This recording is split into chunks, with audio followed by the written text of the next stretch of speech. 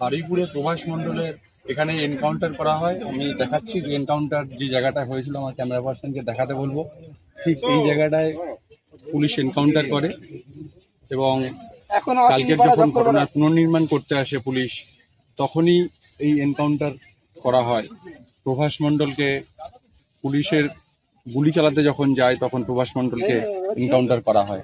আমি দেখাবো ঠিক প্রভাস মণ্ডল যখন এই ঘটনাস্থলে তাকে পুনর্নির্মাণের জন্য নিয়ে আসা হয়েছিল, তখন প্রভাস মণ্ডল পুলিশের কাছ থেকে পিস্তল ছিনিয়ে নেয় এবং পুলিশকে লক্ষ্য করে গুলি করে। ঠিক সেই সময় পাল্টা প্রভাস মণ্ডলকে গুলি করে পুলিশ এবং সেখানেই সেই গুলিতেই প্রভাস মণ্ডলের মৃত্যু হয়। এই সেই দুর্ঘটনাস্থল।